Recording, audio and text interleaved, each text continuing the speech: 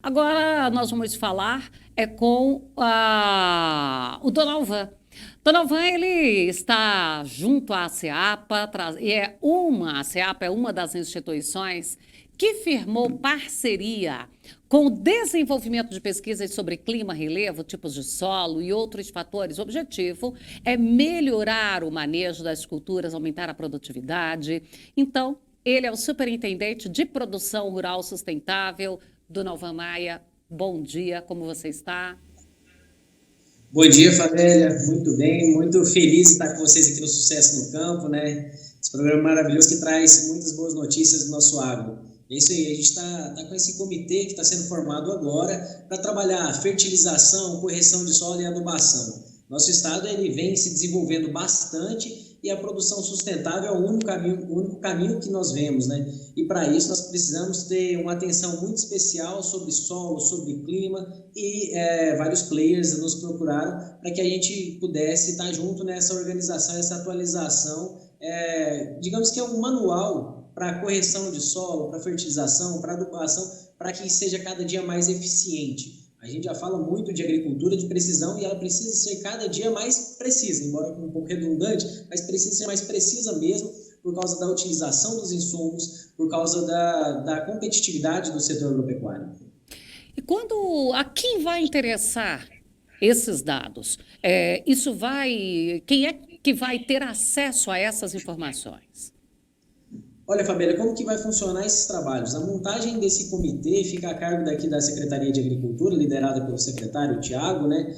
E o que nós temos hoje é o seguinte, é um trabalho feito a 10, 20 mãos, porque são várias instituições parceiras, a Sociedade Brasileira de Ciência do Solo, o IEFES, UFG, UEG, FAPEG, são várias instituições, a Emater mesmo, várias instituições para poder gerar novos resultados. Então, o trabalho ele é muito, muito grande, muito complexo, mas primeiro um trabalho de bibliografia e depois um trabalho também de condução de pesquisas científicas. E aí, a quem vai interessar? A produtores rurais, a quem trabalha no campo, a consultores, todos eles serão beneficiados por poder produzir de forma mais eficiente, com a melhor utilização dos nossos recursos.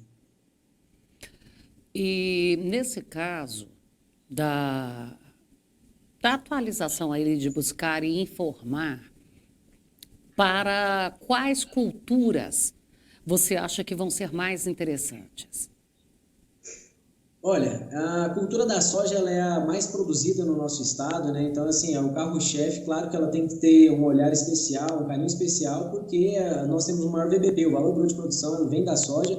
Só que essa atualização ela é feita para várias culturas. Uma cadeia muito organizada que esteve presente conosco aqui, a cadeia do algodão, por meio do IGA, Instituto Goiano de Agricultura, que fica até no sudoeste, em Montevidéu. Então, a tendência é que se inicie com soja, milho, as grandes culturas, o algodão, e depois vai indo para outras culturas, mas a gente entende que o caminho inicial é esse, para que a gente consiga entender melhor as trocas que essas culturas têm com o meio, né? Com o solo, com o clima, com os fertilizantes colocados, para que seja mais eficiente a utilização.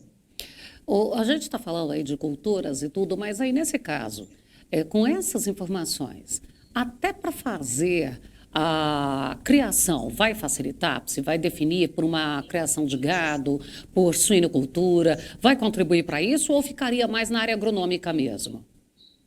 Abel, eu acho que a área agronômica hoje ela está linkada à verticalização de produção. Nosso estado vem mostrando isso de forma muito enfática. Nós tínhamos uma produção de gado, né, pecuária muito extensiva, e ela começa a ficar mais intensiva a cada dia, e essa intensificação ela passa muito também pela pecuária a pasto. E uma pecuária a pasto, o que nós entendemos é o seguinte, é uma cultura que deve ser tratada como qualquer outra cultura, com os investimentos necessários, com a correção de solo, com a adubação, o manejo correto. Com certeza isso vai ajudar na pecuária. Até porque a agricultura é a primeira etapa e a maioria desses grãos, por exemplo, soja, milho, ele serve à alimentação animal, ou seja, a formulação de proteína, digamos assim, né? Então a cadeia de proteína ela é o segundo passo. Então, com toda certeza, isso ajuda toda a cadeia, porque o primário mesmo é a produção agrícola, digamos assim.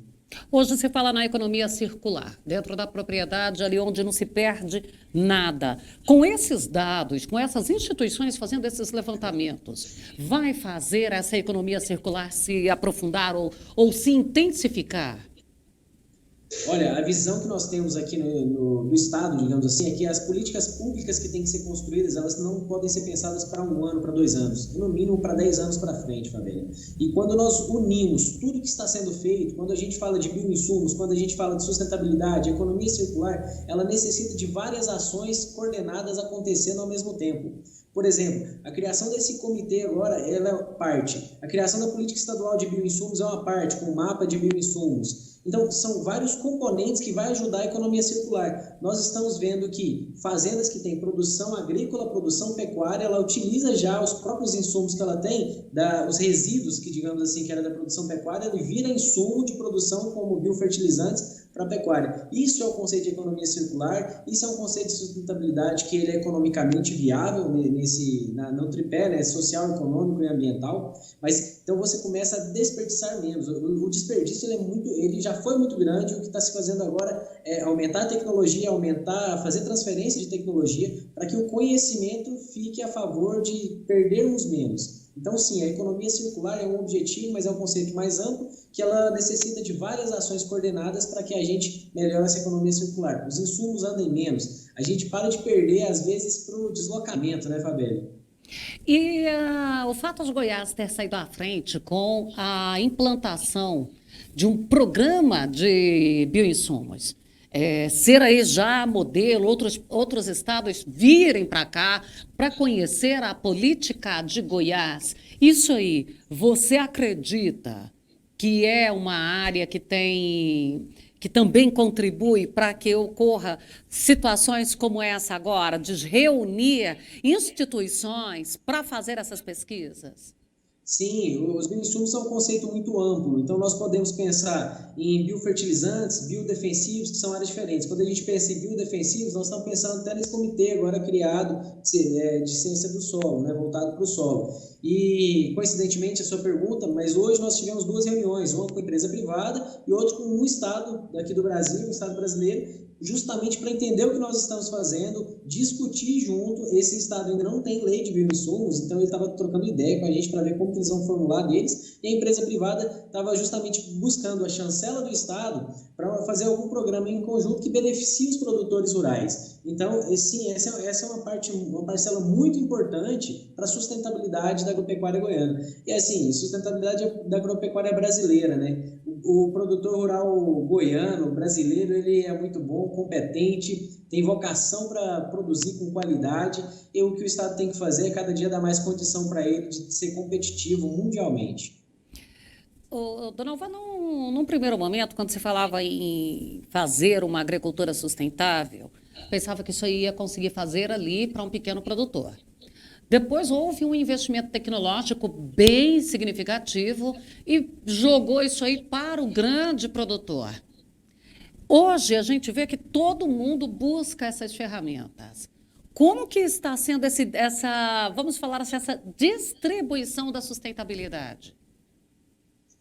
Olha só, quando a gente falava de bioinsumo antes, era algo um tanto até rudimentar, feito, olha, isso aqui só acontece às vezes ali, vou falar de forma bem real mesmo, que a gente ouve no campo. É uma panela de pressão, faz uma caixa d'água e tudo, só que esses processos começaram a ficar mais maduros, mais tecnológicos, então a gente tem biofábricas muito avançadas hoje, só que o que a gente entende, a gente tem biofábricas, as biofábricas on-farm, né, dentro das propriedades, um nível de especialização muito alto, e a gente tem aqueles produtos de prateleira, e a gente tem, vamos colocar a agricultura familiar. A nossa preocupação é justamente educacional. O Programa Estadual de Bioinsumos possibilitou um investimento em 13 unidades de instituições de pesquisas, entre IEFs, o EG e o FG, que vai ser consolidado para que haja a transferência de tecnologia e a difusão entre novos agrônomos, veterinários ou tecnistas para que saibam funcionar. Vai ter na Emater. Então, a transferência de tecnologia entre... Não vou falar pequeno produtor, que eu não gosto desse negócio de falar que ele é pequeno produtor, tá, Fabíola? Repito isso bastante.